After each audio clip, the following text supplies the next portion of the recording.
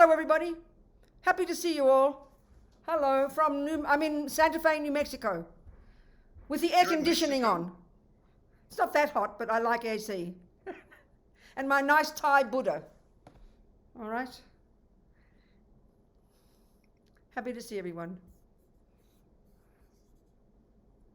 Are we all in? Good. Wonderful. Okay.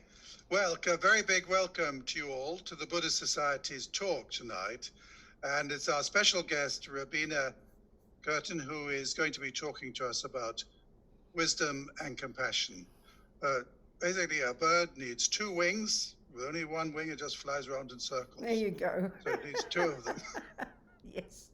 Rabina is speaking to us from the United States, I think. Yes. From New Mexico, did you say, Rabina? Indeed, Santa Fe. All the way from Santa Fe. How Yeah. lovely.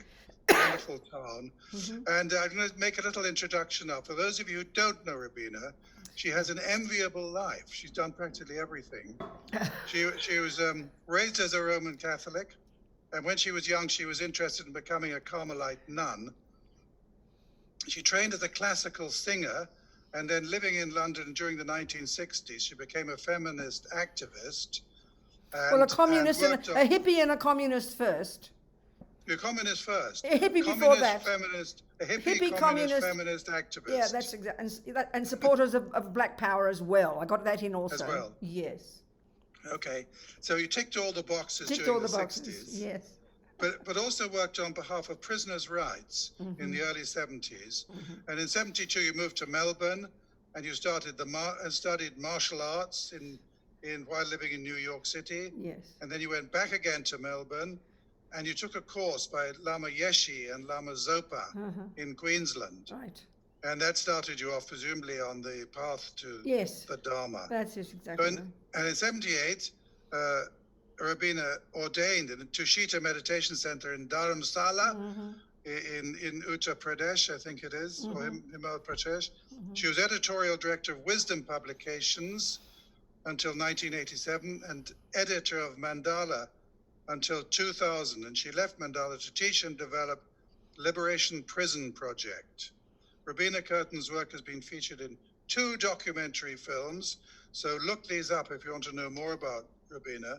Christine Lundberg's book On the Road Home, made in 1998, and Amiel Curtin Wilson's Chasing Buddha in 2000. And Vicky McKenzie also wrote a book, Why Buddhism? And her nephew's film, Chasing Buddha, documents Rabina's life and her work with death row inmates in the Kentucky State Penitentiary. And in 2000, the film was nominated for Best Direction in Documentary Film by the Australian Film Institute. In 2001, Rabina created Chasing Buddha Pilgrimage, which led pilgrimages to Buddhist holy sites in India, Nepal, and Tibet to raise money for the Liberation Prison Project, an association engaged for Tibetan cause. I think it's a great CV. It's just fantastic. Good. I don't know how you managed to get it all in. My goodness. Well, I'm not dead yet, so we'll see what happens. Here you are to talk about wisdom and compassion. Okay. Okay, well, very, very, very Wonderful. big welcome. Thank you for We're having going me. to last 90 minutes, is that right? And then we're going to be plenty of time for questions. Yes. There are places for questions where you can write in at the bottom. And, enjoy. Thank you so much. Thank you so Lovely much, to everybody. see you. Thank you so much. So happy to be here. I wish I were in London, because as we just mentioned, sort of my stamping ground. That's why I kind of grew up in London, found out who I was, It's very interesting. And spent many years in England as well as a Buddhist. And my daddy's a Londoner, so there you go. Okay, I'm going to start with a little prayer. I like to do that. And the prayer just has 2 aspects to it. The first part is kind of, for those of us already identify with being a Buddhist, it kind of reiterates our reliance on the Buddha and his teachings. And the second 2 lines, they're just really stating, the Tibetans would call it stating your motivation. We probably say state your purpose. What's your goal? Why are we here together for this 90 minutes? Well, it's to listen to Buddha's view about the universe. And even though I'm chatting away, I'm going to be listening as well, definitely, processing it. So why are we listening? Well, to get tools from it as advice, And the tools really are help us develop these 2 wings. Wisdom wing, which is all the nuts and bolts of the Buddhist teachings of what we use to turn ourselves into this marvelous person so that we can be of benefit to others, which is the compassion wing, That's the meaning of the little prayer. We mentioned that I was a singer. My mother taught me as a singer, but I used to be a soprano. I'm more like a bass baritone now. So we'll see what happens. Sangye charang soke chognam la jangcho badu dagni kyabsu chi dagi chönyen gi personam ki drola penche sangye dropa shog sangye charang soke chognam la jangcho badu dagni kyabsu chi dagi chönyen gi personam ki drola penche sangye dropa shog Sangye charang soke chognam la jangcho badu dagni kyabsu chi dagi chönyen gi personam ki drola penchir sangye druppa shok. Okay. Well, I think these two wings is such a good analogy, you know. I mean, they use it in the Mahayana, but actually it's for any one of us. And it's, you know, it's a really clear way of presenting how we kind of put the teachings into our lives. So, you know, the wisdom wing is really all the nuts and bolts of Buddha's teachings that we know so well. You know, there is the Four Noble Truths right there for a start. The essence of that is the Four Noble Truths. And of course, who is Buddha talking to there? You know, not to our next door neighbor, not to our wife, not to our husband. I wish they were here, we say, when we hear the teachings. He's talking to us. So that's the stuff we put into practice. We have to know our own suffering. Now, that's a big problem already because, you know, we know that Buddha's view of suffering is way more nuanced and goes to much subtler degrees than we would ever imagine. So it's really quite powerful if we want the big picture in Buddhism, especially to, you know, to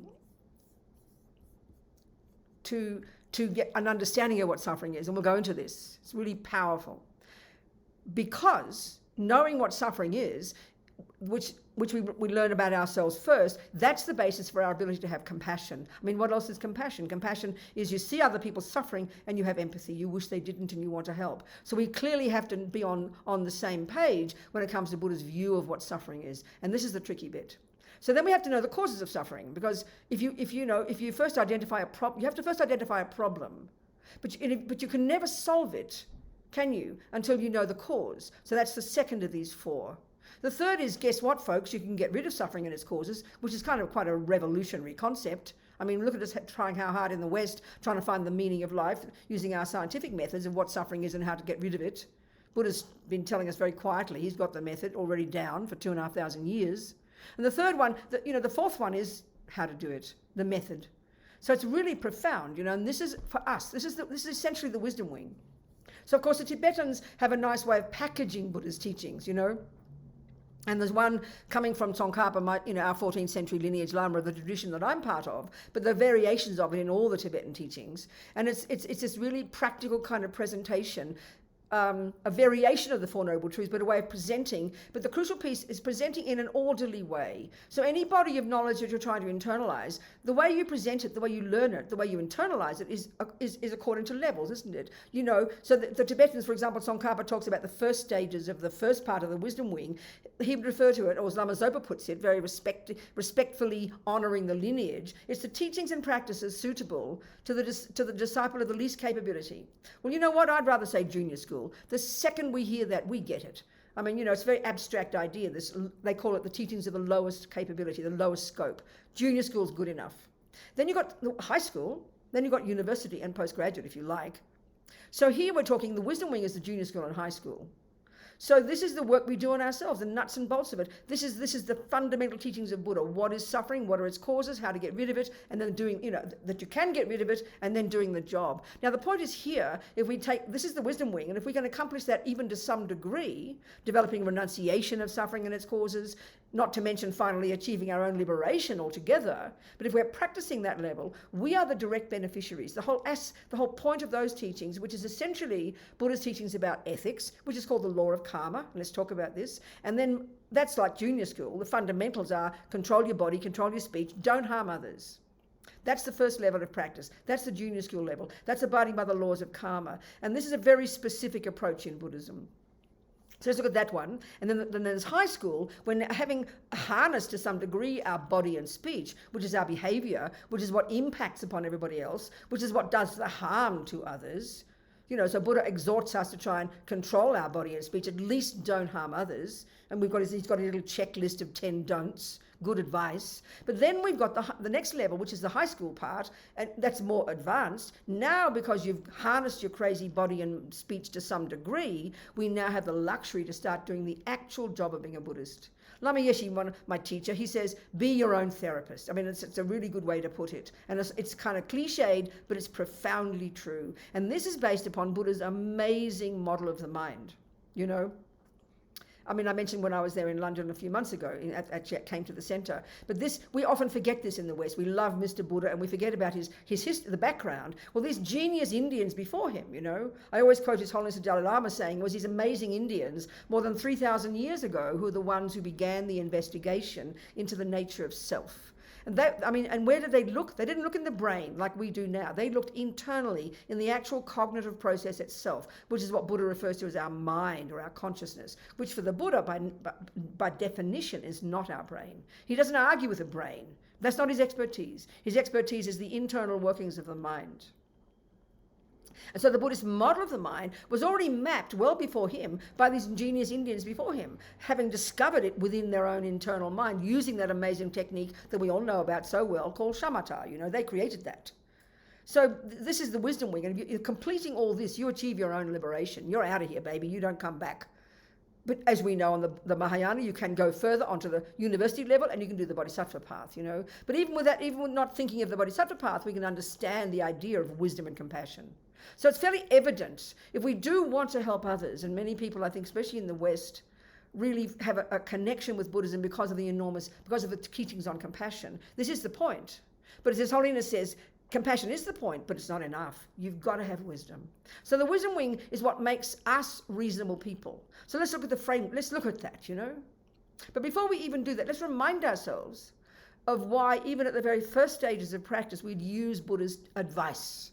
Why would we decide to do what Buddha exhorts us to not do? Don't kill, don't lie, don't steal, don't jump on the wrong partner, don't this, don't that. Why is that? This is a really crucial one to remember.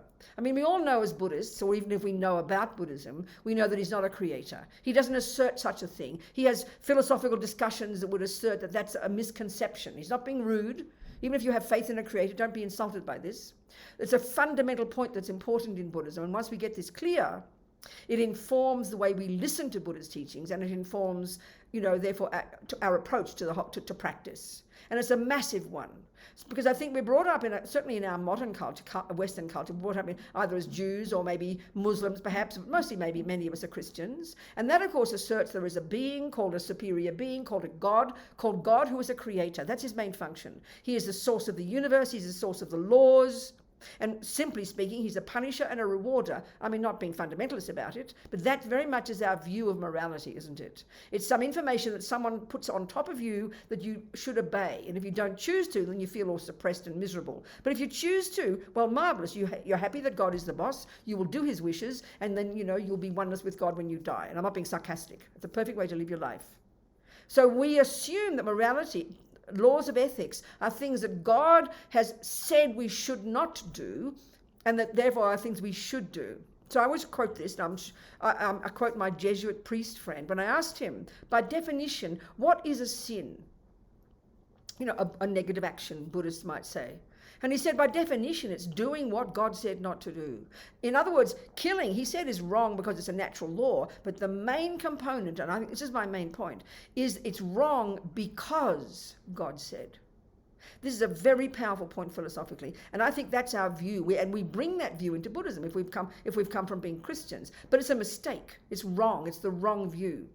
And this is why we're often so neurotic and feel we're going to be punished and how bad, and we think about karma, we think of it as like the worst punishment possible, and someone's up there running the show punishing. Well, in Buddhism, there is no creator, there is no punisher, and there is no rewarder. It's easy to say, but we really got to look into the implication of this experientially.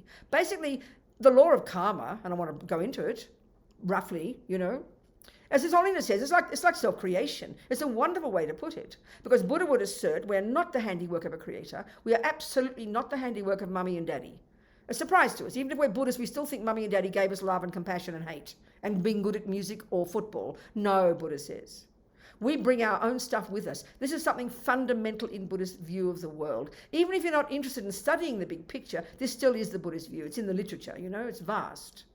That consciousness or mind, and these words are synonymous, are not physical. They're not the handiwork of another being. They're not the product of someone else. They're not a function of the brain. They're not physical.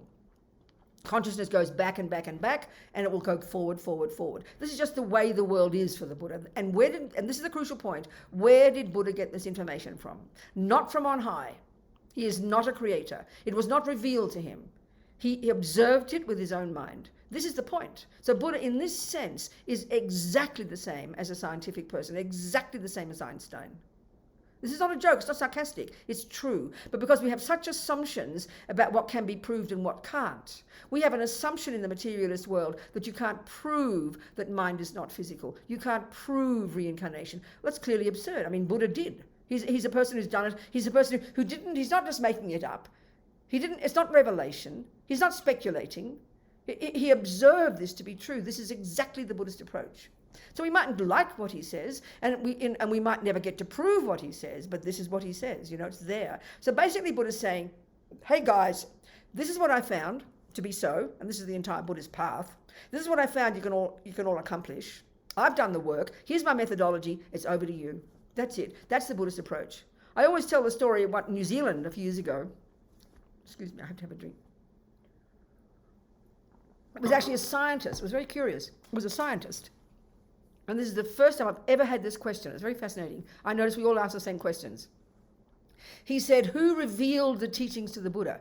Which is a perfect question if you think of religion being a creator-based religion. And that's our default assumption, isn't it? Well, he was very shocked when I said, would you ask Einstein who revealed relativity to him, We think that's a joke, but it's not. It's exactly the same. But what Buddhism is, like Einstein, is that's his findings. Einstein he did not have it was not revelation. He didn't have a dream or a vision. He's not making it up. We'd be very insulted if he were. He's not speculating. He's done his homework. He presents his findings, and then he's relaxed. He does not ask us to believe it. He says, over to you if you want to prove it to be the same for yourself. Buddha's exactly the same. Exactly the same. But the difference, obviously, is in content. So the Buddha's view is this is how he's found what he's found to be true. Consciousness is not physical. It goes back and back and back, and it'll continue. Suffering and its causes can be removed from the mind utterly, and that's a pretty kind of revolutionary concept, philosophically and psychologically, if we think about it seriously. It's pretty stunning. That's what Buddha's found to be so. And we've all got this potential. Every being has this potential, So here's what I did to achieve this, and if you'd like to get rid of suffering and get happiness, over to you, baby. That's really the Buddha's approach. We have to remember that. We don't have to like him. We don't have to believe him. In fact, he insists we don't believe him. That's just intellectual laziness. But because we're so addicted to believing you can't prove past and future kind of lives, we're just addicted to that because that's the materialist view. But this is where we have to understand then, and this is where we learn this on the wisdom wing, Buddha's view of what the mind is and what its function is radically different. I mean, so radically different, It is not physical. It is not the handiwork of anybody else, mummy, daddy, or creator. It goes back and back and continues on and on. It's its own entity. It's got far more subtle levels of cognition, and this is the crucial point. The Hindus discovered this before the Buddha. With this shamatha, they access these subtler levels of their own mind, and still today we know there are people looking like you and me up in the mountains, metaphorically or actually, accomplishing this shamatha. It is not a dead technique, it's a living extant technique, and it's been around well before the Buddha. Buddha happily took it with him when he diverged in his own direction. It's right there. It's a psychological skill. Don't forget that, We have all these lovely words called mindfulness, and there are about 29 varieties of it. We've practiced its own religion now. But this is the Buddha's view. This is coming way back to these Indians. And for the Buddha, in order to do the job of achieving your own potential, ridding the mind of all the rubbish, ridding the mind of all the causes and its suffering and its causes, we need to access this subtle level. We need to have shamatha, this life or at some point, in order to do the work of unpacking and unraveling the nonsense in the mind that the Buddha says is the source of our suffering. To find reality, to see reality, to find truth and cut the nonsense and achieve our liberation, This is a job we have to do, and it's got nothing to do with merely believing. This is another point that's really crucial. We're, again, addicted to this view that you can't prove Christianity or Islam because it's from God, it's from on high. And in fact, if you said you could prove it, that's beyond arrogant. That's like saying you can become God. So you must never do that. But that's not the Buddha's view. To prove, in the Buddhist view, you see, to prove what he's saying is true means to experience the truth of it, not to know it intellectually. That's the whole point. So it demands engagement. So merely believing something, equally, that scientist, he would never say, oh, I believe in mathematics, I believe in botany. We would never say that. We'd be laughed at. But we all like to say, oh, I believe in karma, I believe in reincarnation. It's intellectual laziness. It's either true or it's not. And the Buddha's given us methods that he followed, that he found can be proven to be so. It's up to us to discover whether the Buddha's right. As His Holiness said, often to us in the West. If you're practicing Buddhism sincerely, and at my words now, using his methodology step by step, and as you go, you tick the boxes, don't you? Like you learn anything, you tick the boxes. But at some point, if you can actually get to the point where you can prove the Buddha's wrong, of course you must reject him. And that's the fruit of practice. So believing in something, belief is the starting point. When you first learn 1 + 1 is 2, you had to believe your teacher. You'd be in trouble otherwise, but you've got to prove it. You don't just leave it at the level of belief. You can believe in mathematics very comfortably because enough people know it, you can get away with it. But if you go to the market and your mother says, buy me 5 oranges, you can't do it because you don't know mathematics. This is a very major point, That's why I never use the word I believe in all this stuff. I say it's my working hypothesis, which is what a decent scientist would do. Working with it, not just believing in it. It's so crucial. You make it your own experience, That's the Buddhist approach. So, okay, what does he say? On this wisdom wing, what am I trying to do?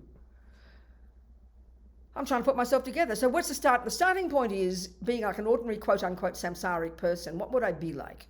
Using Buddha's view, I'd be very disconnected. I could be very disconnected from myself and from the rest of the world. I'd have lots of low self-esteem, perhaps, or lots of depression. I'd be angry. I'd be depressed. I'd be jealous. I'm convinced that my boyfriend has to make me happy. I'd be convinced that people out there cause me suffering. I believe my mother made me. I believe my mind's the brain. I'm not being rude here, but these are the views we just bring on board. And then we have this, and the suffering of this is, and the experience as a result of these viewpoints. Forget the brain one, even that, but never mind that. But the other one, just being disconnected, a very solid sense of a concrete me that I never question, whose main voice is attachment, and then the voice that rises when attachment doesn't get what it wants, which is anger. This is how we live our lives. There are variations of these neuroses, variations of these afflictions, as Buddhism politely translates the word klesha, and indeed the Tibetan equivalent, These deluded states of mind, these neurotic states of mind, these unhappy states of mind, these disturbing states of mind. Now the point is we know these. We all know anger, jealousy, depression, anxiety, low self-esteem, arrogance. We know them in ourselves and we can see them in other people. But the crucial point is this. The word Buddha is interesting, the etymology of it, and the Tibetan equivalent as well, sangye. The first syllable implies the utter eradication from our mind of all this stuff. Now that's nirvana. That's liberation. That's what you've done. When you've achieved the wisdom wing, when you've achieved that, that's your liberation from suffering and its causes. You have cut the root of all misconceptions, this ego grasping. Therefore, you have cut completely attachment and fears and low self-esteem and all the other nonsense. Please hear these words very clearly. They are no longer in your mind. Now that's what's radical about Buddhist psychology. But it's hard for us to hear it in our materialist views because we give equal status, don't we, to those qualities as well as to the next set of qualities that Buddha says we've got, and the second syllable, da or ge, implies we can develop those to perfection. Love, compassion, wisdom, kindness. We know these words intimately, but this is profound for the Buddha. He has found from his own experience that we can rid the mind of all the rubbish. And why should we? Because guess what, folks? He says, that's why you're suffering, baby. So that's suffering and its causes, speaking simply, And he adds to that the one of karma. It's the way the mind works. As far as the Buddha is concerned, the natural law that runs the universe, or if you like, the law within which minds and lives of all beings, runs. It's the law of karma. It's, as His Holiness says, like self-creation. And it's not a joke. And it's not something made up by the hippies in the 1960s, okay? It's an amazing teaching coming before these Hindus which Buddha then had, and they've codified in the Buddhist teachings, and that's what you study in depth, certainly in the Tibetan Buddhist monastic university system, in depth, and indeed anywhere in Buddhist countries if you study the philosophy and the theories. You learn this. It's the view. It's Buddha's view. How reality is, that consciousness is not physical. It did not begin in our mother's womb. It's not the handiwork of a creator. It goes back and back. It's got its own continuity. And the simple principle of this natural law, a natural law, remember, not Buddha's law, he didn't make it up, it's a joke, is that every millisecond of what we think and do and say programs us. He would have liked that term. Sows seeds in our mind that will produce naturally future fruits, which happen to be our experiences in the future. So quite literally, but it takes a real while to really get this feeling, to get a sense of this, and therefore get the ownership of our qualities, of our characteristics, of our actions, that we do create ourselves moment by moment. So what's interesting about this, I think, is in our culture, we're geniuses, intellectual, technologically, artistically, we're incredible. And so if you're sitting there playing the piano beautifully, and I'll go, oh, wow, I'm amazed, Rabina, you're playing such incredible piano. Why? You'll give me an idiot look. What are you talking about? I've been practicing for 10 years. What do you think? So you know very well you created that piano player by working hard, by working with your mind, learning classical music theory, and then practicing and practicing and practicing. So we know we create the gardener, the carpenter, the tennis player, but we do not think we create the person. It's very fascinating, meaning our emotions. We have a whole other set of very weird rules. We think our mother and father made us. We think they gave us anger and love and depression, so therefore they're the blame. And then we think everybody in our lives since then, the events and the people, they're the cause of my suffering, and they're the cause of my happiness, and they're the cause of the person I become. Buddha says, excuse me, they play a role, baby, like your music teacher does and like Bach does, but they are not the main cause of you. You are the main cause of you. It's not a difficult concept, but it's the one we resist mightily. Because one of the tragic consequences of this kind of disconnected sense of self that Buddha says we have now, because of all these delusions, we really do feel like we're hopeless, like a victim, like I didn't ask to get born, like it's not my fault. And as Zopa says, which sounds so shocking to us, the vast majority of all humans on this planet have absolutely no idea that what goes on in their mind plays any role at all in their lives. Now hear that. That's very shocking to even believe it's true. But check ourselves, check the world, because we are obsessed with the external world being the main cause of my happiness and the main cause of my suffering. We have a view that thinks I can think what I like, meaning it doesn't matter, meaning we don't count what thing. Whereas the Buddha's view is the exact opposite. The meaning of the word karma is actually action, but the real meaning of that is mental action, thought, volition. If you want a boss in here, Buddha says there's no little mini me running the show in here, which is what we think. If you want the boss is intention, and it's there every millisecond in our mind. That's volition. We don't know it's running our mind because we come into this life programmed, but that's the boss, intention, mental action. That starts the ball rolling, you know. So the Buddha's view is everything that goes on in our mind is absolutely vitally important, because every thought produces the person I become. Every thought then expresses itself through the medium of its servants, which is my body and my speech. Look at the world. So the very first level of practice is to control the servants of your mind. Control your body. Don't kill, please. Don't lie. Don't jump on the wrong partner. Don't take the ungiven, as the Tibetans put it. And 3 or 4 of the speech, you know, which is humans, isn't it? Not so much animals. And this is the crucial point now. Jesus also tells us not to kill, not to steal, not to jump on the wrong partner. So we know why, because God said, perfect reasoning, do God's will, please, if that's what you think. Not for the Buddha. Buddha is not exhorting us to not kill because he says so. There's no equivalent in Buddhism. That's called ignorance. That's kind of radical. It's like a whatever. Won't say it. I'll get too extreme sometimes. So why then, you should ask Buddha, why should I stop killing, please? And he will say, well, you know, his definition of a negative action isn't something that he said not to do, which is the Christian one, but it's an action. This at first level is an action that'll harm another. Well, killing's pretty reasonable, rape's pretty reasonable, bad-mouthing your next-door neighbour's pretty reasonable, they harm others. But the crucial point at the first level of practice in junior school, this is really important, and we miss this one completely in our culture. The main reason at the first stages of practice where Buddha exhorts us not to kill, steal, lie, is not yet because it harms others. That's what defines it. But guess what Buddha says? It will harm you. This is hard for us to see. This is hard for us to think. The Buddha's saying, every second I lie, steal, kill, every second I'm generous and loving and compassionate. That's the process of producing the person I become and my future experiences. It's all laid out in great depth, the consequences of all these actions. And again, there's no punisher, there's no rewarder, which is how we think of it. Someone's going to punish me, I'm a bad person. We put that nonsense onto these meanings. They're not there.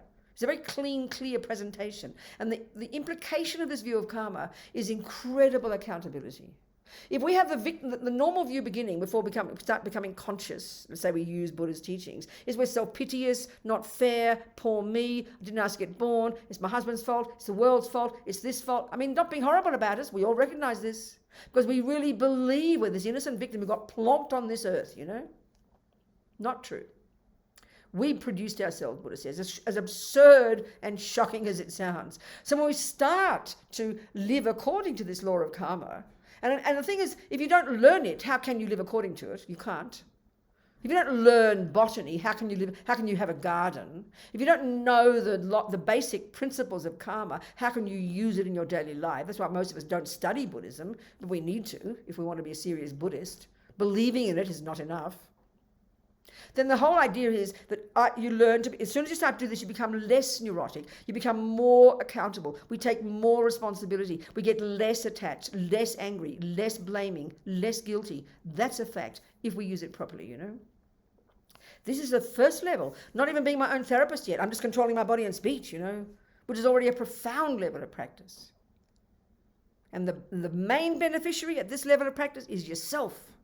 But that's where we feel ashamed. That's where we think, oh, well, I'm not really suffering. We look at the world now, look at all the whatever's going on politically, look at it, you know. If you've still got a house and a job, you know, maybe you're experiencing white privilege like everyone talks about, that's always been around the universe, that's we know it now, then we can realize we're very fortunate. Okay, we created the cause for this. So you don't just feel lucky. You realize it's the fruit of your past actions that would bliss you out every day. So then, of course, because you want more happiness in the future, you want to have a good life, you want to have nice friends and money in the bank and have a job and good things happen. You don't want bad things to happen. You don't want to get COVID-19. You don't want to die. You don't want to be abused racially. You don't want that suffering, so you don't cause it. It demands accountability. But, of course, it's hard because we hear it as victim, punishment, blame, reward. We've got lots of baggage around these ideas. So for a while, it takes us, coming from in our culture, to unpack all that and try and hear the essence of what Buddha's saying. And if we can hear it properly, it brings compassion for ourselves. It brings compassion for ourselves. Therefore, who would want to harm themselves? Then that's the basis of having compassion for others. It's fundamental. The wisdom wing has to come first, you know. So then you go to the next level, and now you have to do the real work. Start unpacking your mind, looking and identifying, distinguishing between, in this soup of emotion of ours, between the neurotic states of mind and the valid ones. And that's a really important point in Buddhist psychology. We don't talk about invalid and valid states of mind in modern psychology. It sounds heavy, but this is exactly what Buddha is saying. And we have to learn to identify these unhappy states of mind. This is a mass-on. This is a minefield, you know, because... How are we going time? Okay, we're fine. So because Buddha's view is very specific, when we go to our therapist, and there's nothing wrong, we have marvelous therapists in our culture, but because it's so rooted, our views are so rooted in the materialist view, the philosophical materialist view of the brain, DNA, genes, mummy, daddy, etc., etc., a lot of our work internal, a lot of our psychological work is looking into the past and trying to unpack it and looking for a needle in a haystack that is the cause of why I'm depressed, why I'm jealous, why I'm angry, why I choose crummy boyfriend. Buddhist approach has nothing to do with that. Nothing to do with it. Buddha's view is very profound, very direct.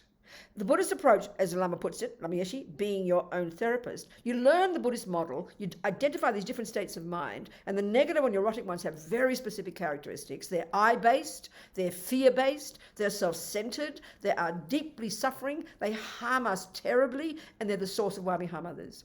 So like I said, with karma, looking into the mind like this starts to bring compassion for yourself, not self-hate, which is how we hear it. Oh, I'm a bad person. No. We're trying to identify what causes me pain. We're not discussing compassion yet. That comes later. We're trying to see what the hell is the cause of my pain, my suffering. Why do bad things happen to me? And because I'm sick of it. Like Buddha calls this renunciation, you know. It's not something forbidding. It's giving up suffering and its causes. I'm the beneficiary. So we go deeper now into the mind and identify the characteristics of these neurotic states of mind. Now, we might know that Buddha talks about 84,000 distinctly neurotic, a whole map of the mind, 84,000 neurotic states of mind. But luckily for us, they all subsume to three: ignorance, attachment, and anger. We all know the three poisons, the three toxic emotions. But the Buddha's view of these is very specific, you know. We don't use these words in modern psychology. You don't go to your therapist and say, oh, I had so much attachment today. She'll tell you to shut up and go home, wait till you want to kill somebody, you know. And this is a big problem for us in our culture, I'd say. Because we're so addicted to the physical. Because we're so addicted, and I'm not being critical about neuroscience, they're genius, amazing peoples, and His Holiness has these wonderful communications within the last 30, 40 years, which is bringing all these views, you know, into the open, and people are discussing and looking at similarities and finding wonderful things. It's fantastic. But because we're so oriented towards the physical, so we're so fixated on the physical and the external, that's where we look most of the time. So this is the problem here, because we're fixated also on our physical body as being the me. I only notice I'm having a problem in my mind when it's vomiting out my mouth and I want to kill my boyfriend, or I can't get out of bed one morning because I'm inert with depression.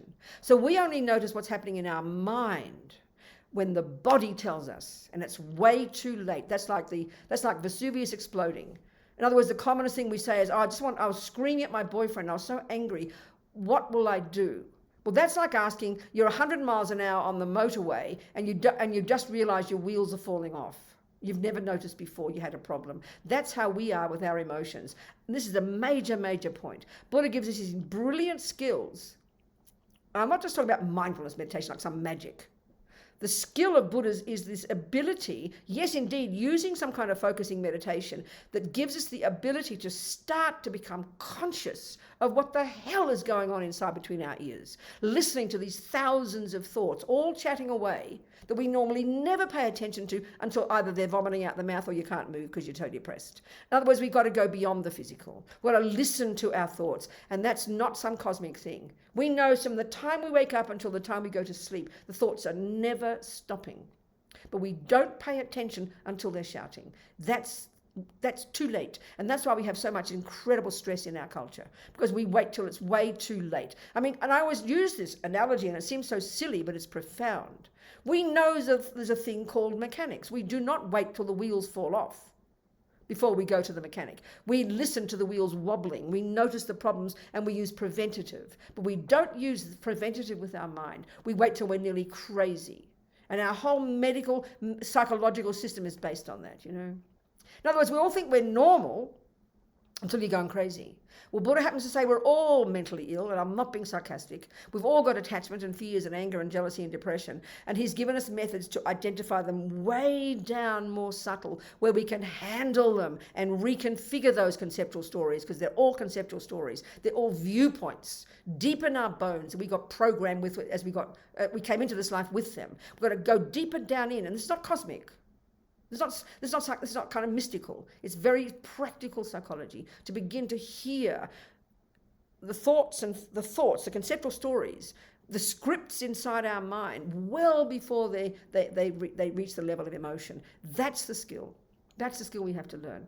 That's the day-to-day skill of being a Buddhist, you know. Noticing what the hell you're thinking, taking responsibility for your anger, your fears, your jealousy, your depression, not looking out there for the thing that triggered it. There's always something that triggers it. That's not your business. Your business is the anger itself. And that's a hard one. Why, normal person, why are you angry? I'll give you a detailed description of my ugly boyfriend. You won't complain. You'll understand it. I asked Buddha, why am I angry, Buddha? You say, Rabina, darling, you must have been angry before. You've got a habit. I'll say, yeah, I know that, but why? This why question is huge. He'll keep repeating the same answer, because you must have a tendency to be angry from the before, Rabina. But why was I angry yesterday, Buddha? Because you must have been angry before. And you go right back to your first second of conception, and you came programmed with that, guess what? From being angry before. So basically one-way karma works. It's hardly complicated. We come into this life programmed with our own tendencies. They did not come from mummy. They did not come from daddy. They might share them, no problem. But they're mine, baby. So knowing this, and who cares whether the person punches me in the nose or a person kisses me? They're the catalysts, no problem. But my business is not them. My business is my response. That's my mind. That's the job of being a Buddhist. And it's profound. It's huge, you know, because we want to point to the outside. We'd rather do that. This is where, for me, working with people in prison has been such a profound experience. Just now, I'm finishing editing a book by Lama Zopa, my teacher. You know, I ran for many years Liberation Prison Project. I don't run it anymore, but I still work with people in prison. And for me, because American prisons, I mean, prisons everywhere are horrible, but Americans are very good at horrible prisons, with respect. I mean, the numbers there are mind-boggling. They've got far more people per head of population than any country on the planet of people in prison, and it's getting worse. They've got 5% of the population, but 25% of the prison population. In other words, a quarter of all humans on the planet who live in a prison live in United States prisons. So it's just pretty intense. So working with people in prisons, 99.99% are poor. I promise you I've never met a rich person on death row. I promise. I've very rarely met any rich people in prison, period. Let's say the psychopaths. I think probably 20,000 prisoners over the years who wrote to us, helped in some way. We helped. And I'd say 99% are working class, poor, no money, no funds, no resources. It's like a nightmare, you know. And I think everywhere it's the same. Like, there's always the working class and the poor people who get chucked into prison, isn't it, you know? Anyway, so it's very intense. But the intense part for me was because the sentencing in America is so outrageous.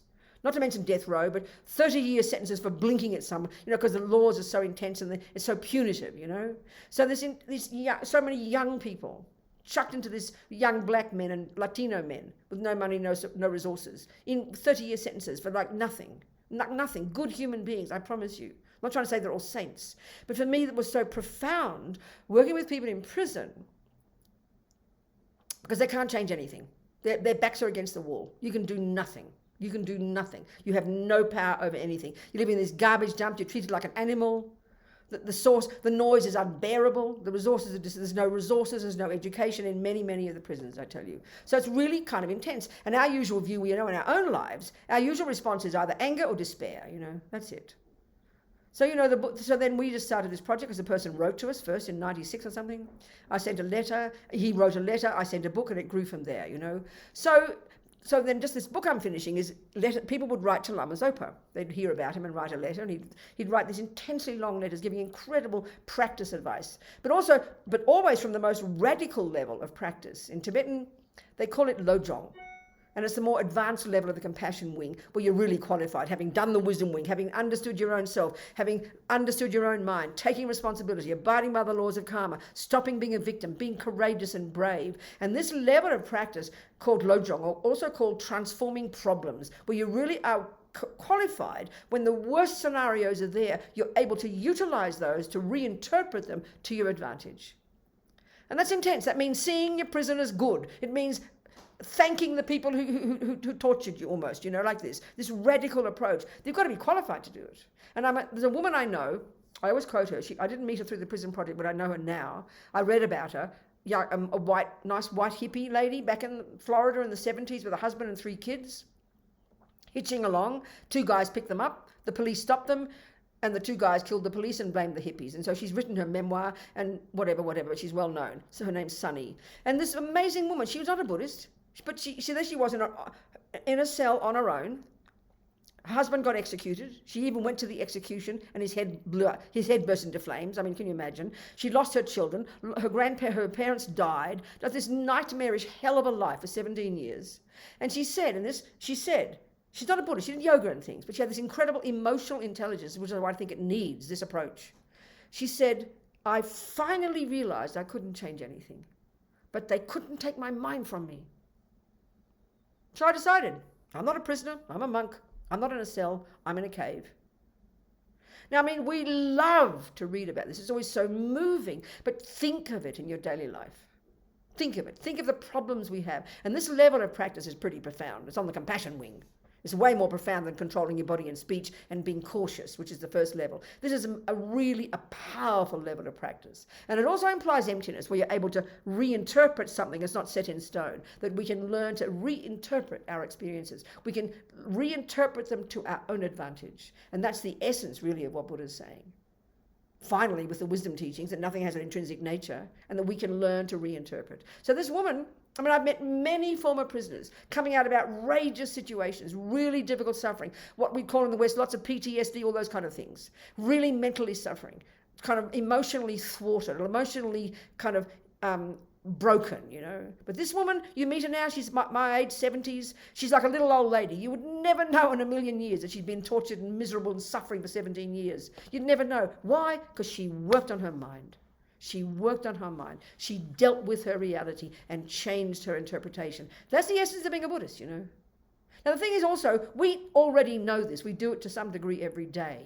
Buddha does not own this stuff. He is not a creator. But I tell you, he's an expert at it. There's no question, you know. So for me, it's been such a moving experience working with people in prison whose lives are garbage. I mean, I'm privileged and blissfully happy in comparison, you know. So it's been a very profound experience and very humbling working with people in prison who are able to deal with their suffering like this and transform their lives and learn to become happy, content human beings in these garbage dumps, you know, including on death row, I tell you. My friend in Kentucky, Mitchell, getting ready for his death date. I'm ready for that electric jolt, Rabina. Come to terms with his life, incredibly kind, practices every day, helps all the other guys on death row in Kentucky, about 40 of them. A good human being. And the last meeting, he was discussing how he would be, because when he was sentenced in the 80s, and that the law there is so ridiculous, they've got to electrocute him, because that was the law, even though it's no longer valid. But they've got to put. So he said, how should I be when they electrocute me? He's visualizing this guy coming up this close to him, putting on all the electrics on his body, putting on a sponge, wetting him, putting wires on him. How will I think? Should I think more of him, or should I think more of myself? I said, well, you know, he's got to do his job. Don't get caught up in him. Just have your own practice in your mind, you know. That's what he has to think about, how he's going to die when he gets executed. But he's ready for it. He's amazing human being. He takes care of all the other guys on death row. He's content with his life. He takes care of people. Amazing. I'm so moved by many of these people whose lives are garbage in our terms, but who really turn themselves around, become special human beings, you know, in this case, by using Buddha's tools. I mean, it's very inspiring to me, you know. I think I've said enough of the wisdom wing, more than enough. I think now it's your turn to ask me questions, okay? We haven't even got to the compassion wing yet. So now it's your turn to ask me questions. Desmond, do we have any on the thingamy? Yeah, I've got a question for you just immediately. Thank you for a wonderful, inspiring talk, Rabina. It was a wonderful talk. Good. No, the first thing I want to do, because I forgot at the beginning, was about the Dalai Lama's album. Oh, yes. And maybe we can get that out of the way first. Okay. Well, yeah, it's interesting because Desmond mentioned this to me yesterday when we talked. But on July 6th, I think this is being launched, this album of His Holiness's words, including some mantras, but also just some just like talk, and being put to music. And so I know about it because I happen to know the woman in New Zealand who requested His Holiness to start this whole thing going, and then her husband, who's a musician, wrote the music, and they kind of tried to sell it around the world to like 40 different record companies, and because of unfortunately politics and things, they all put down, were resisted because of His Holiness. But one company in Los Angeles, I can't think of their name, but these two big names in the popular music world have come together, started their own company, and they funded the whole thing. So I think it's called Inner World, and it's coming out on July 6th. But I'm involved because I wrote the words for the booklet, you know, that's all. But it's very moving because it's His Holiness's voice, just saying a few mantras in some cases, but also that she's extracted, Junelle, the woman, extracted like little talks that His Holiness gave about people, about children, about the mother, and they put this music to it. It's very wonderful. It's coming out on July 6th, and I think it's called Inner World. That's what I know, Desmond. So, maybe you work on death row, which must be a very harrowing place to be and spend your time.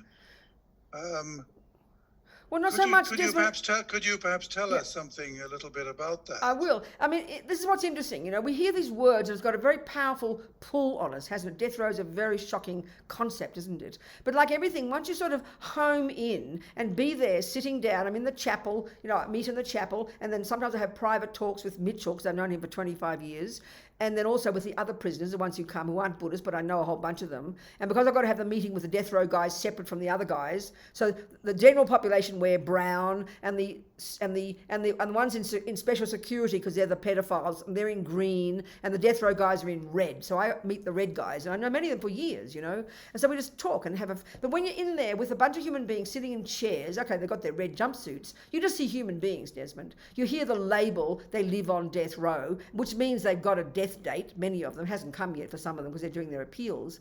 So when you get really close in on the human level, and that's what I found at every prison I go to, you know, some, mostly in America, I mean a few in England, but not many, quite a few in Australia.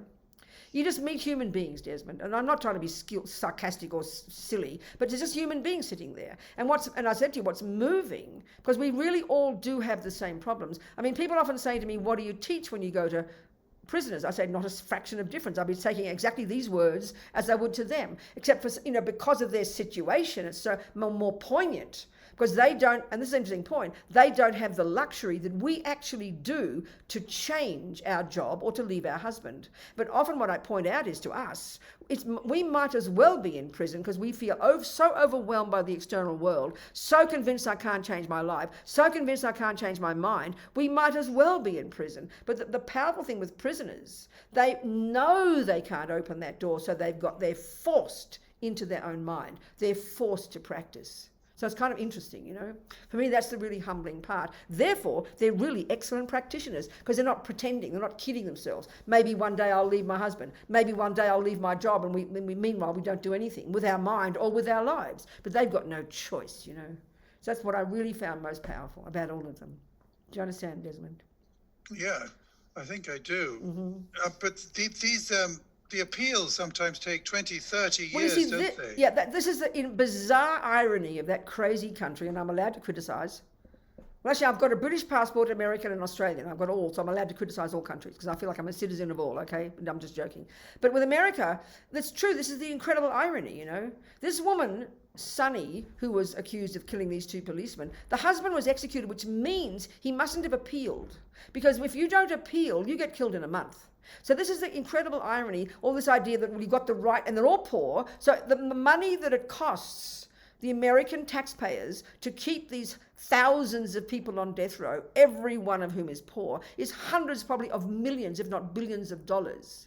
For 30 years, these guys are in prison. Mitch has been there for 30 years. And because of the, you know, the slowness of the legal system and this respect for the legal system and the right of people to defend themselves, it just goes on and on. So they're almost like, you know, eventually you're going to die. And many times on death row, you die before the execution because you get old, you know. So it's such a bizarre, contradictory system. But people convinced it's helpful, convinced it functions to stop crime, when evidently it doesn't. It's just bizarre, you know. It's right. It's really astonishing. A real contradiction, because 30, 40 years you have your defense lawyers and the taxpayers pay, and every time a new thing comes up in court it takes 5 years for it to be heard. So it's just this extraordinary odd system, you know. It's just, and it doesn't help anybody.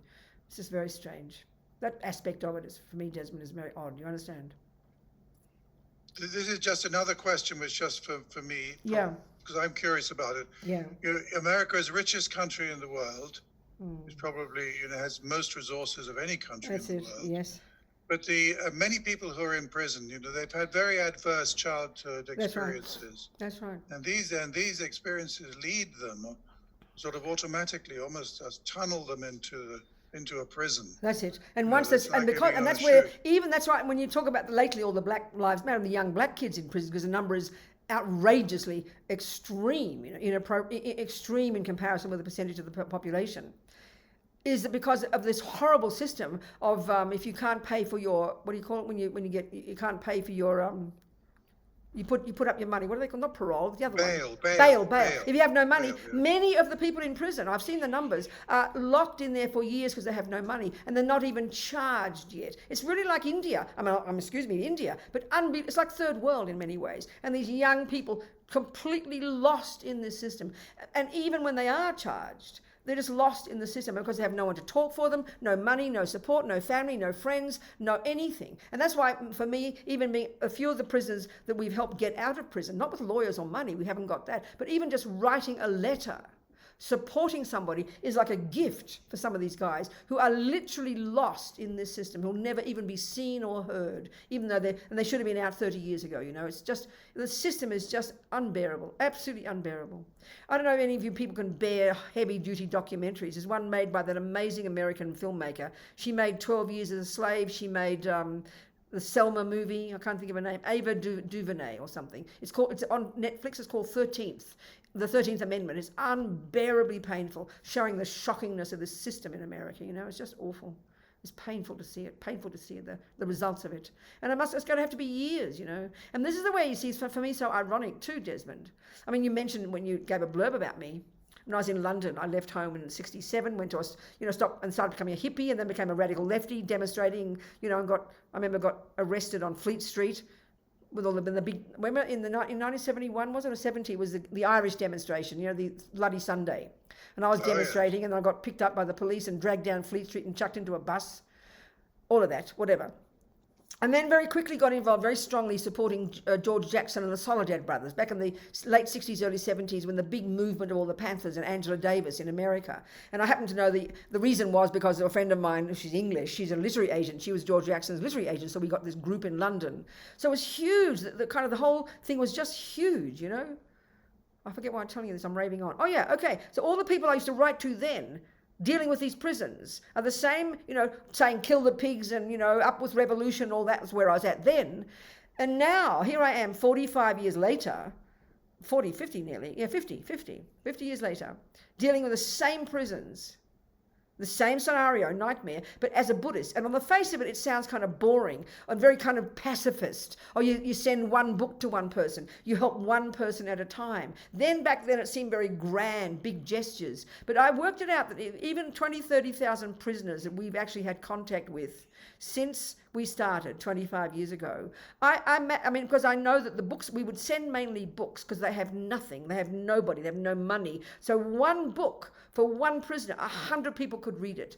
Each of those people would tell someone else. So in the end, I guarantee working one-on-one with human beings, affecting a human being's mind, helping that person change, who helps the next person change, you actually have a more profound effect than you do even with political activity. On the face of it, it doesn't seem it. But I think that was very moving when I thought through that, because you've got to change minds. You can have as many laws as you like, but you can't force white supremacists to like black people. You can't force fundamentalist Christians to like Muslims. You've got to change minds. We have to change minds. Our mind. Start with that. Then every action we do will have benefit, including political. Get out there and be political. The compassion wing is politics, really, but get out there and do it, with courage and want things to change, but not out of rage, not out of blame, not out of hopelessness, and you're only going to be that way if you don't work on your own mind first. So that for me, all these years of being a Buddhist, that enabled me to be working with all these prisoners and in this nightmarish, bureaucratic, ridiculous, appalling system and not lose the plot myself, if I'd gone into one of those prisons to help people back in the 70s, I would have been thrown into prison myself. But now with the Buddhist approach, you learn to be skillful and wise and one-on-one. And I see the profound effect of working one person at a time, giving books, supporting people, loving them, being their friends. That's the way to help, It's very powerful for my mind. It is continuing to be inspiring, That's my experience, Desmond. Mm. Does someone else have any questions? You're really dealing with people in extreme situations. That's right. And that's why I have so much admiration, because they can't change anything. Their backs are against the wall. That's what I'm saying. For us, who are living in relative luxury, and not to be guilty about it. Don't be guilty. Delight in your good fortune that you've got freedom and can buy food whenever you want and not getting sick. Don't just feel guilty. That's why understanding karma is so powerful, because every experience we all have is the fruit of our past actions. We created our happiness, so don't waste it. But we often lack this courage to make changes. We don't like our boss. We go home every day and moan about him. Well, you could change your job. Oh no, I won't get another job. Well, you could change your mind. No, I can't do that. So we don't even know how to change our situation, and we have the luxury to do it, and we don't even know how to change our mind. So we're hopeless. We stay in misery. Whereas these guys in prison have got two extreme options: go mad or change your mind, baby. It's very powerful for me, very inspiring, It's like a wake-up call for all of us, because Lama Zopa a lot in his letters to all these prisoners. This book that I'm editing, put together, is all the prisoners wrote to him, more than 100, and he's written these long, long letters of advice to them. It's very powerful. And all the time he'd say, your inner prison is nothing, your outer prison, and this sounds shocking to us, is nothing in comparison with the inner prison of ordinary people. The prison of attachment, the prison of anger, the prison of depression. And all my friends in prison who are practicing, they know that is true. because they've changed their mind. As my friend Sunny says, I knew I had a choice. No one can take my mind from me. So she became a happy, content, fulfilled person. He gave up resentment and fear and dramas, and therefore no suffering. You know, this is the point that Buddha's telling us. But it's hard to hear it. It's hard to hear it. Do you understand, Desmond? Anyone have any other questions, please? Any questions? There is a question from someone called Lisa. Good, go Lisa. And Lisa wants to know. She says, I see karma as an energetic creations that we make by our behavior and keep encountering as we live our lives. Is this a valid way to understand it, please? It sounds very nice, Lisa, yeah, but putting it more bluntly, karma, yes, you're wrong. Not wrong, darling, not wrong. But I'll give you the kind of the Buddhist presentation of it in Buddhist terminology, practical, down to earth, and see if you can link what you just said to what I'm saying here. That karma is this natural law that the Buddha says runs the universe, runs all minds, runs all lives. No one runs it. No one's made it up. It's not speculation. It's actually Buddha's observation that every millisecond of any being or person or dog or rat or human thinks or does or says, every millisecond of what we think and do and say, one, sows seeds in our mind, programs our mind, and produces our future experiences, or two, every moment of what we're experiencing now, every second, is the fruit of seeds we've planted in our mind in the past. And this, for the Buddha, is a natural law that runs the universe. That's the way of saying it.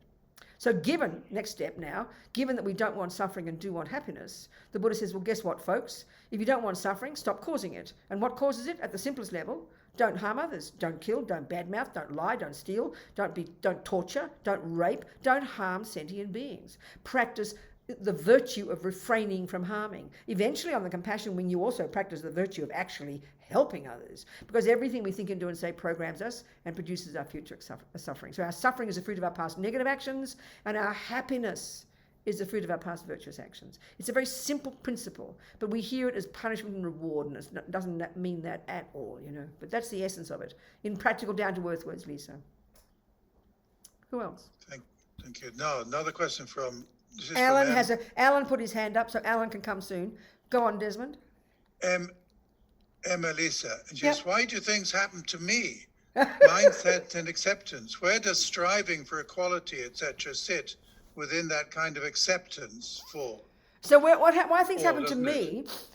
Annalisa says that. Why did things happen to me? Yes. Okay, then what's interesting about that?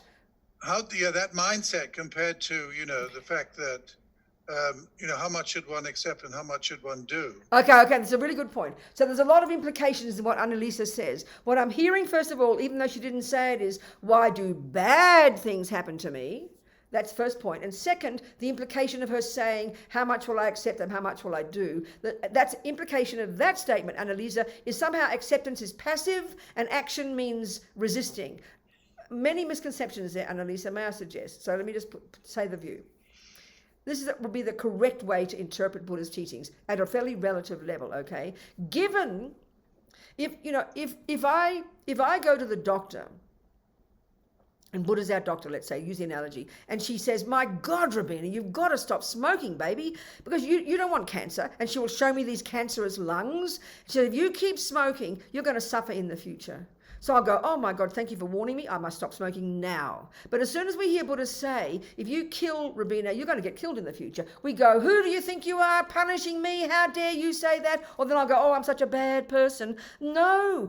So understanding that suffering comes from causes that I did, and understanding that happiness comes from causes that I did, and given that I do want happiness and don't want suffering, then it's a no-brainer. I will stop smoking. Therefore, I will stop killing. I will stop lying. I will stop stealing, because they are the cause of my present suffering. If people are mean to me, it's because of an action I did. If people don't believe my words, it's because of past lying. If people, harm me, it's because I've harmed them. If people don't give me a loan at the bank, it's because I've stolen. This sounds so superstitious to us because we hear it like that, but you're not superstitious when the doctor shows you these cancerous lungs and you've never heard of cancer or smoking being a cause of it, but you'll accept her wisdom and take her advice happily. Why? Because you don't want suffering. And if you do get cancer, you must have smoked. What a drag, So we learn from it, and it's a learning, it's accountability and learning. I'm sick of suffering. Then I realize, Every second of my happiness, and we never ask this, I've never yet had a person ask me why do good things happen, Rabina? We only think of karma as bad because we're addicted to misery. But every time someone's kind to you, the fact that you have a house, a mattress to sleep on, food, not sickness, a kind person, a bank who gives you a mortgage, a husband who loves you sometimes, a child who does what does you want sometimes, every tiny good thing throughout the day that it occurs to you is the fruit, each of them, of virtuous seeds you've planted. It's very specific, but we don't hear it this way. We just think, oh, aren't I lucky? It's good luck and bad luck. That's superstition for the Buddha. So when we own our happiness and know we caused it, then we can easily own our suffering. And we know, because also we know what caused it. It brings accountability. It's the opposite to guilt, blame, and all the rest. It's powerful if we hear it properly. Then, on the basis of this, we can have compassion for others. We realize we're all in the same boat. We're all experiencing the fruits of our past suffering, our past negative actions, and we're all experiencing the fruit of our past virtuous actions. These words are simple, but they're hard for us to process because we think of it very differently in our culture. We think of it as punishment and reward, and it's heavy for us. So I'm just saying it very bluntly. This is Buddhist teaching. It's been around for several thousand years. And this is the fundamental component. Tibetans really are into this one because they all study it in depth. Not all study, but they brought up with this view. The view that we have, that I didn't ask to get born, it's not my fault, it's good luck and bad luck, that's the view that we have as the truth. Well, the Tibetans get brought into this life mostly with this view that this is the way life is, karma, So you take responsibility. We take responsibility. It becomes accountable. So then you can help others. So when I know that my suffering is a fruit of my past actions, and I know that my happiness is the fruit of my past virtues, then of course I'll realize everybody's in the same boat. We've had countless lifetimes. We keep bumping into each other, harming one life, being harmed the next, helping one life, being helped the next. It's all, in other words, the law of botany, seeds and fruits. It refers to weeds as well as flowers. But we're addicted to karma as being punishment, and we're addicted to karma as being only the negative. They're the mistakes we make. So it needs a really fresh look. And you can only get that by studying the Buddhist teachings, and looking at it very freshly. It's a very different view. That's all I can say, Annalisa. So get out there and demonstrate. Yes. Yes, the question is this. It really sort of relates in a way to the things you've been talking about. Yeah. Do you think your earlier activism in your earlier part of your life is at odds with the Buddhist practice? No. Or do you think it complements it? For me, it's like the person we are surely is the sum total of everything we've done in our lives. And at the moment in time, the Buddhist view is the one that runs my life. It's the one I relate to. It's the one I buy into. It's the one I'm studying. It's the one I'm trying to practice. But I see none of what I've done in the past as any contradiction. I'm not trying to sound like a saint, and I'm not. But I can say all my political activity was always driven by the wish to make the world a better place. My methods just changed, that's all, And of course, and that's all. So I am the part of me that was radical lefty and hippie and Catholic and and feminist. It's all integrated. It's become who I am. It's not contradictory. I haven't thrown it out. That's schizophrenic. How could I do that? But I've got a different way of presenting it all now. Of course it's made me the person I am. How could it not be? Of course it has. And it's integrated. There's no conflict in me about any of it. Of course not. Of course not. Does that make sense, people? It's informed. It's helped me understand the world. It definitely does. I understand, give me a bit of kind of help me understand. Because if you don't know your own mind well and your own suffering, you can't help others, can you? This is the thing. So I can really see that. I understand crazy mind. I understand delusions. I've got them all. Got the lot, So I understand other people. I understand what causes them suffering too, because I'm the same. No question. What else, people? Just your talk about prisons. Yes. Brings up the story of Nelson Mandela. Yes. And how he, as a black man, yes, was forced into a corner where nothing would change that apartheid system. And eventually he was put into prison. He was so angry, and this went on for years. And then he suddenly thought, why am I angry? That's helping nothing. There you go. It's not helping my cause. That's it. And at the end of it, it was he that the prison guards used to call their children. That's right, exactly. Extra lessons in English, exactly. Afrikaans. There you go. Math, geography, he knew it all. No, he's a profound example. That's exactly right. And that's the revelation that if we can have that, and that means, doesn't it, Alan, we have to understand how anger, but we've got to be, how anger, if it destroys us, what's the point? This is the whole thing. Yeah. And I always remember Martin Luther King. I mean, when I was an old radical lefty, I liked Malcolm X, and I still do love Malcolm X. He was an amazing human being because he went through a transformation as well. But I remember Martin Luther King saying, you know, and we can see what an incredible activist he was. He was clearly a patient man. You could tell by his nature he was not an angry guy. But look at the courage he had. He never stopped demonstrating. He risked his life. He never stopped. And he said, it's good to see there are faults in the world. It's good to see there's the racism, there's the suffering. But then you say, what can I do to help? And that's compassion, Alan.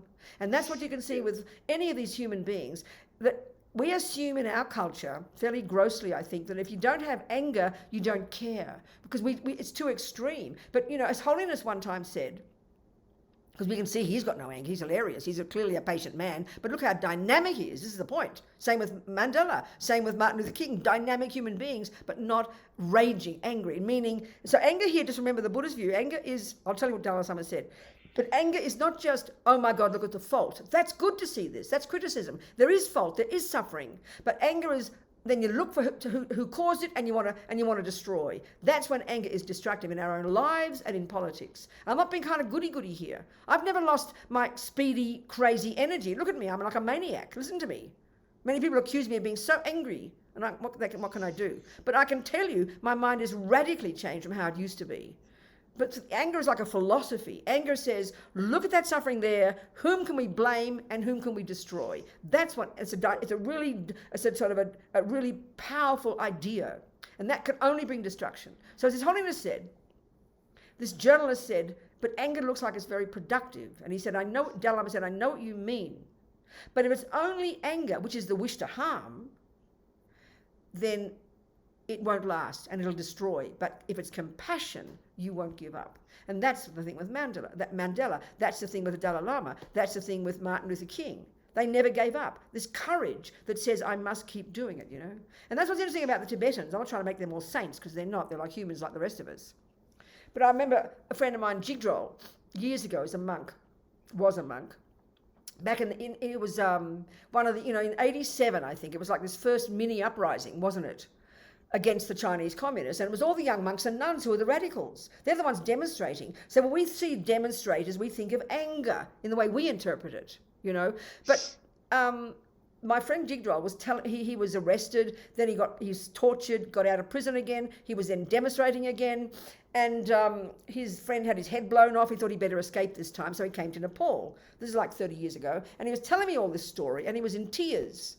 And I said to him casually, I said, Jigdrol, do you ever get angry? And he laughed casually and said, angry, Rabina, what for? It's our own fault.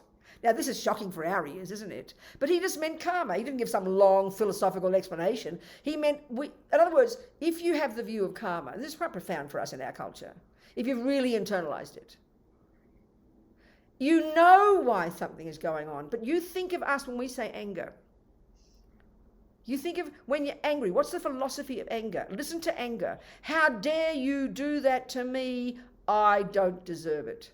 Think about that. That's quite profound. And that's why we go mad. That's why we go completely out of our brain, because we can't see why this bad thing is happening. That's anger, and it can be there mixed with compassion if you like, but in the end it's just completely self-defeating and destructive. He did not have that. He didn't need to. He knew why it's happening. They call it karma. But meanwhile, he's out there demonstrating, risking his life. So there's no contradiction between not being angry, but political activity. It's come from compassion, because it's the right thing to do. It's very powerful for me. That was very powerful, you know. Or even more dramatic. I remember years ago in 2003, when I was doing the prison project in San Francisco, and Richard Gere invited the Dalai Lama, His Holiness, to New York. And he invited 20 former prisoners, all of whom had done some kind of meditation in prison, and some people like me as well, who were working with people in prison. It was very moving, a whole cross-section of Americans, you know, black, white, Puerto Rican, Mexican, male, female, all have some kind of suffering in prison, doing some kind of meditation, whatever. It was a wonderful day. They talked, they had a meeting with His Holiness. It was very moving. He also invited 2 young Tibetan nuns, these nice girls, you know, 21, they wouldn't have hurt a fly, imprisoned, tortured and sexually abused. What for? For being a Buddhist, right? Whatever. So there they were telling their experiences, these young women. So I imagine if you wanted to quantify suffering, most of those Americans would probably argue that their suffering was worse than everybody else's. But what was evident to the Americans was there's no anger in these women's mind. It's hard for us to hear that. And remember, what does anger say? How dare that happen? Why is that happening? Either to people out there, or why is it happening to me? We go mad because we don't have an explanation in the materialist world. That's a simple fact. It's a philosophy we have. So that's why we suffer so terribly. We don't know why bad things happen. We go mad. So they didn't have that view. They weren't angry. So there were tears. They were sad.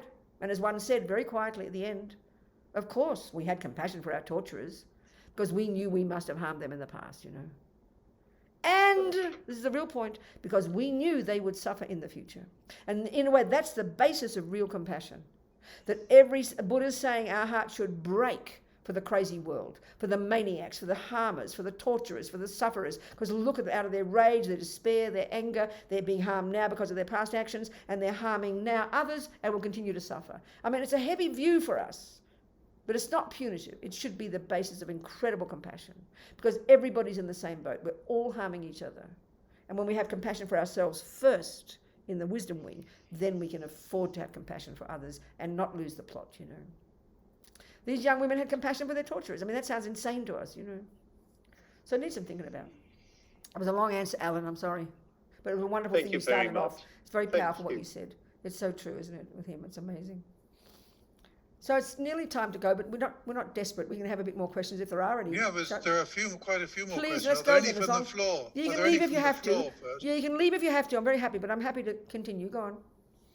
Well, Gary is asking, do you think psychedelic therapy can play a part in Buddhism?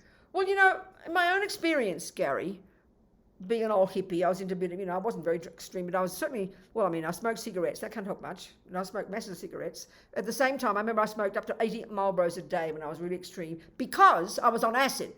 No, sorry, not acid. I didn't like acid much. Speed. Speed was my drug of choice.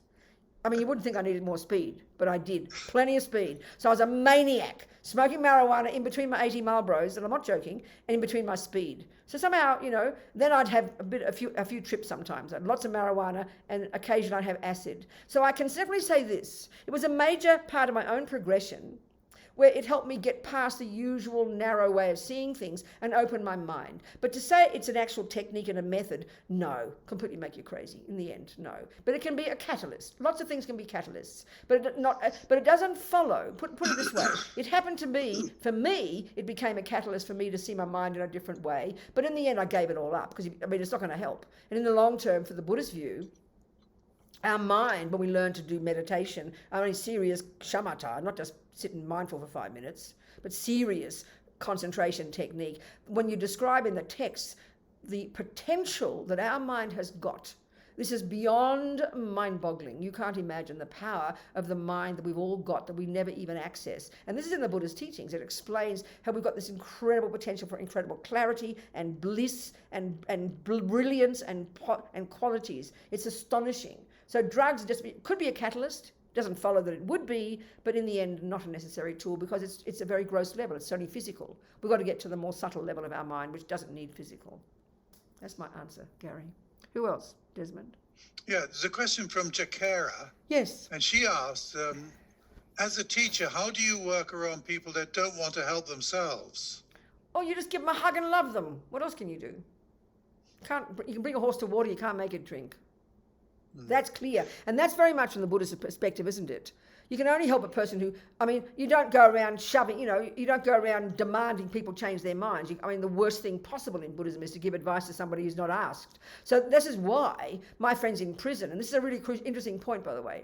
I remember the only one prison ever where I was invited to come by the psychiatrist in a sex offenders unit in Melbourne.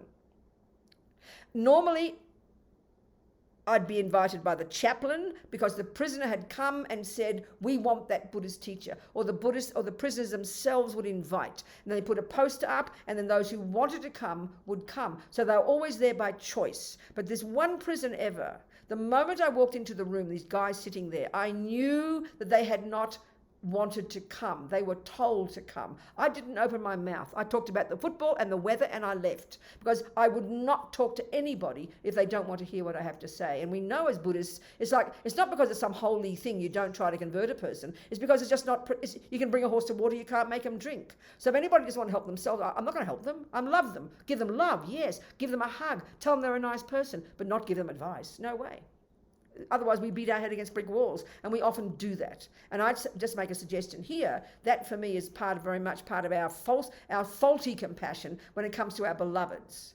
We see their problems, but we don't realise we haven't done enough of the wisdom work yet. We haven't done enough of working on our own attachment. And our attachment is this demented part of us that wants everything to be the way I want it. But we couch it in nice, compassionate terms. We put a nice, compassionate gloss on it, but actually it's our own neurosis bullying our brother to stop being an alcoholic, and then we get mad at him because he doesn't go to AA. I mean, he didn't ask us to help him. Mind our own damn business, you know. So if a person doesn't want your help, you can still love them, be aware of them, give them love, praise them, but don't give them advice. They haven't asked for it. So you've got to have that wisdom, you know, otherwise we'll get very ridiculous.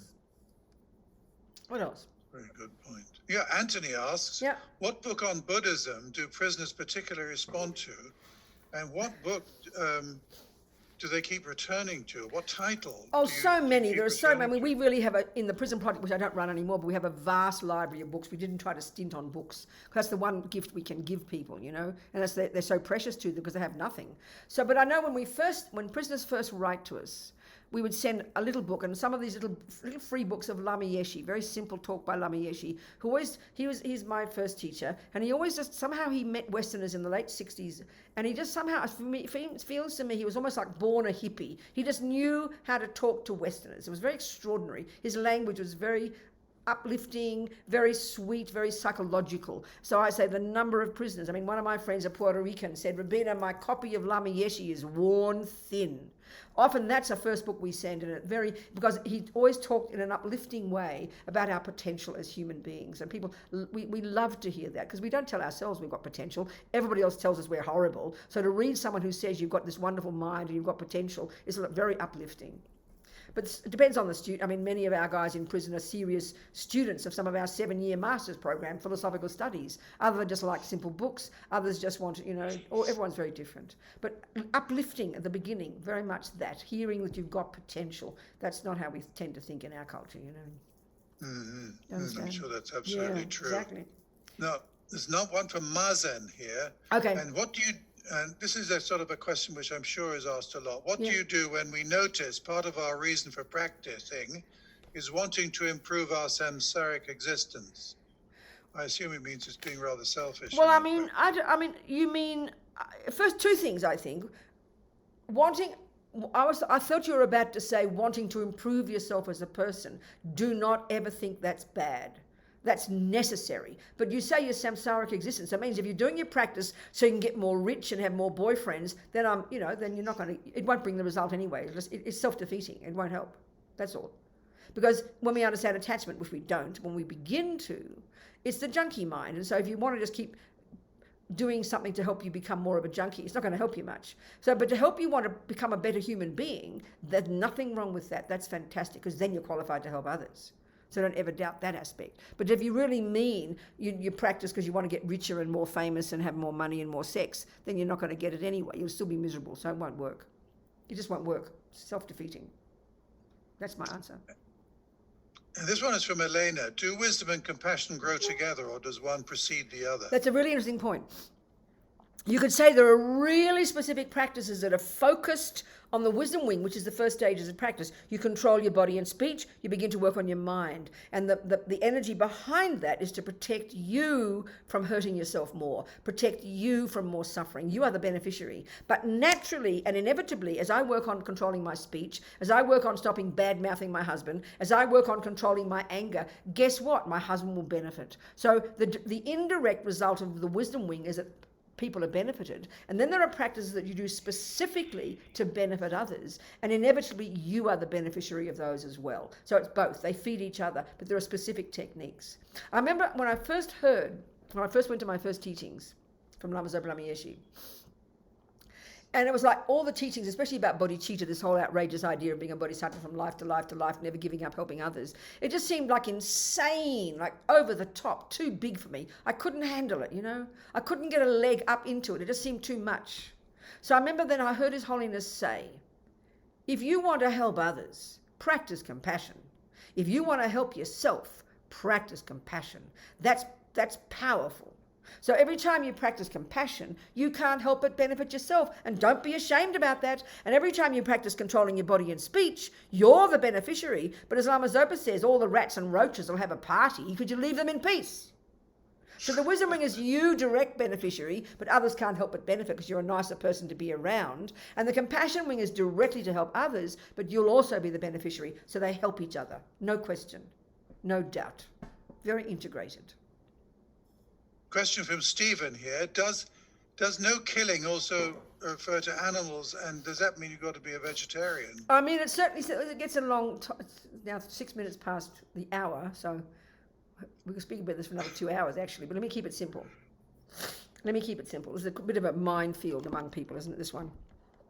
It's way more nuanced than we think. So for me, the best way to look at it, the biggest way, is to rephrase the question. What is the karma I create by using animals' flesh for my own well-being? And that doesn't, see, eating is just one of those.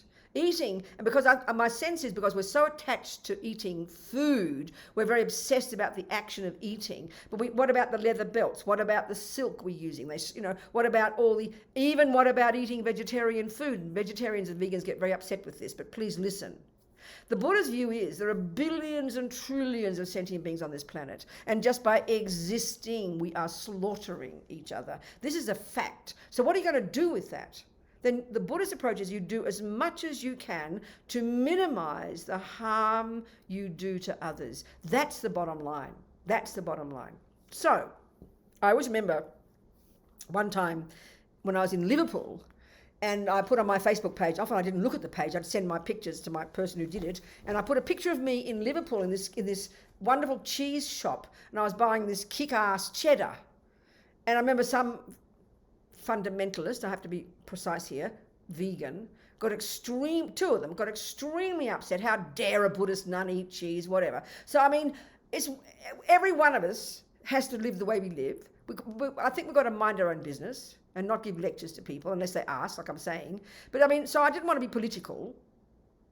So I remember thinking, I'd always wondered how many creatures got slaughtered on the road, the bugs, So sure enough, you Google it, someone's done the research. So there's some Dutch guy, I forget the proper details, it was like per kilometre, just on the number plate, trillions and trillions of little bugs get squashed and slaughtered every day. Now, for the Buddha, excuse me, they're sentient beings. They want to be happy, they don't want to suffer.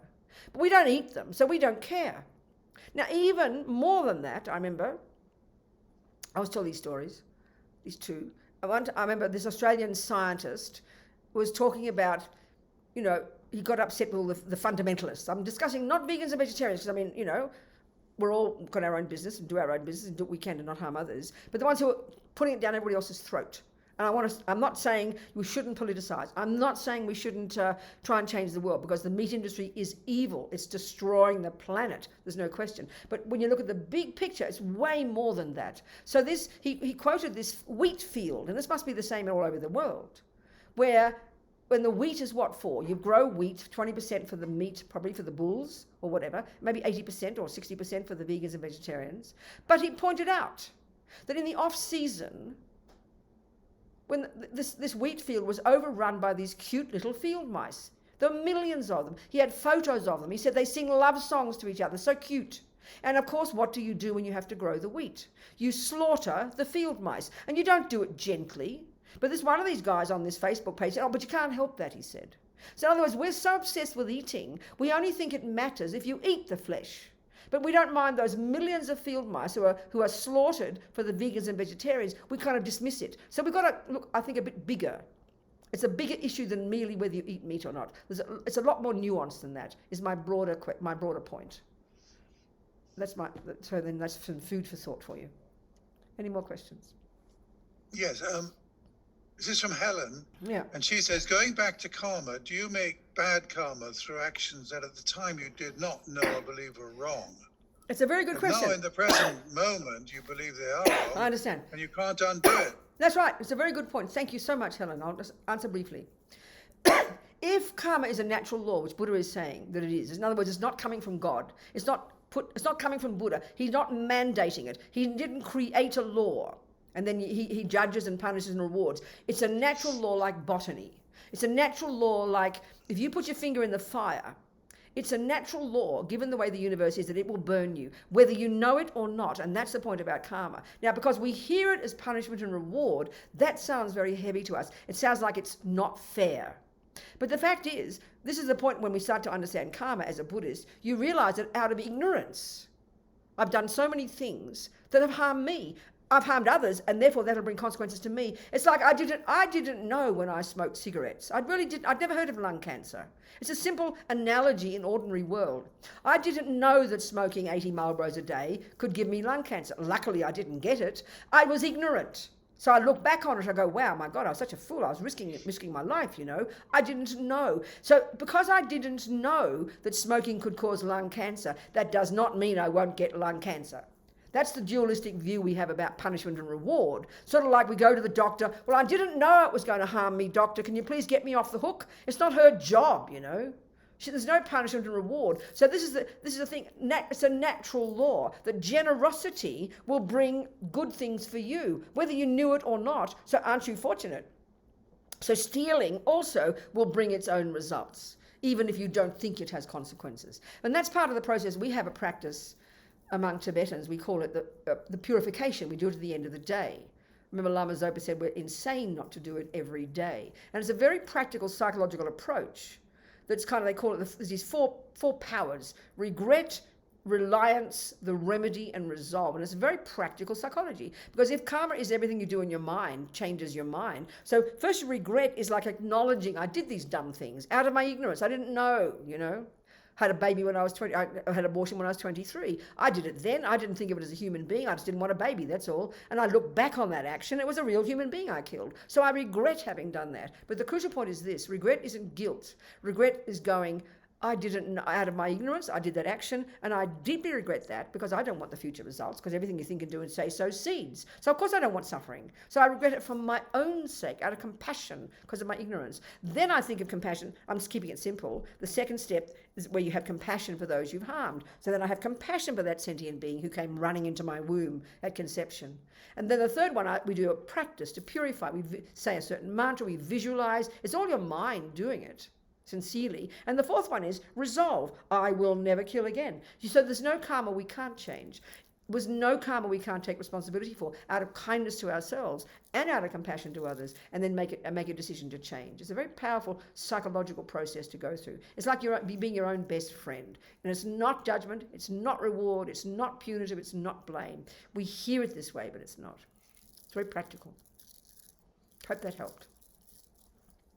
Rabina, you've given a wonderful talk. I think there's time only for one more Okay, question. good. We'll have it. But you know, on this list there are 20 more questions. Oh, here. no, I'm so sorry. Yes. You can't So summarize I think we them? can only do one. You can't So I'll summarize tell you them? what the question is. Would you recommend a daily practice we should all do? Something very simple. Well, you know, the bottom line, to get the essence of wisdom and compassion, the bottom line is to do some kind of practical technique, even for 5 minutes, to settle down and attempt to focus your mind. That's all so-called mindfulness is. You're attempting to not follow every ridiculous thought. You're attempting to have the courage just to simply pay attention and start with your breath. The aim is not to have a vision. The aim is not to make all the thoughts go away. The aim is not to relax. The aim is just to develop the ability to focus your attention. And then in your daily, and that's a 5 minutes. And you make a little motivation. Let me make the most of today. Try and control my body and speech and not harm too many people. And let me have as much awareness of what the hell is going on in my mind before it vomits out my mouth and harm others. And if you do that throughout the day, try and control your body and speech. Or the essence of it is, say in the Bodhisattva path, they say, when you're with others, you control your body and speech, because that's what impacts. So that's for their sake. And when you're on your own, watch your mind. So we did this, we're doing the wisdom and the compassion wing. So for your own sake, attempt to use that skill in the morning throughout the day to see what's happening in your mind and own what's there.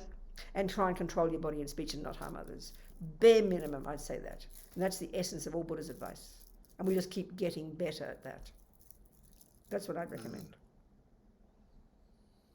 Well, Rabina, that was a great talk, a great evening with you. Good. Thank you very much. So I hope happy. you can come back again. Happy to give us do. another Delighted, talk. absolutely. Can I sing Really a little? lovely. Can I sing a couple of little prayers to finish, Desmond? Yes, please. All right. So there's two little baby prayers. I think of it as sort of the first one we did was like one bookend, and this is the other bookend. So it's a motivation, and we call this one a dedication. So we're just thinking very casually, you know, that I'm going to sing these prayers in Tibetan. That what we've done is this 1.5 hours, 1 3/4 hours, as many moments as there have been, is as many seeds we've planted. Nothing goes astray. That's a fundamental point in Buddhism. Nothing goes astray. We don't remember it all, but it's all stored away in there. So we think maybe nourish these seeds from this moment forward, with each of us with our own practice, whatever it might be, never giving up on our own amazing potential, so that we can help others, both wings, okay? And the second little prayer, just making this amazing aspiration of wanting to benefit others. May it never cease, and may it grow and grow in the hearts of all. Okay. Gewadi Nyududag Lama Sangye Drubyurne Drowa Chikyang Malupa Dei Sala Gopashok Jangchob Semchog Rinpoche Ma Kie Panam Ke Gyochig Kie Panyampa Me Payang Gong Ne Gong Du Pava Shok. Thank you. Thank you so much. Londoners and whoever you Take are, care. wherever you're from. Much love, everybody. Never give up. Keep a happy mind. Be enthusiastic. Dalai Lama says we should think in terms of eons, okay? Might as well. Thank you, people, so much. Bye. I rejoice Thank you in the so Buddhist much. Society and all the wonderful work all these years. You keep going, okay? Thank you, people. Bye now. Much love. Bye, Bye-bye. Rabina. Bye. Take care. Bye.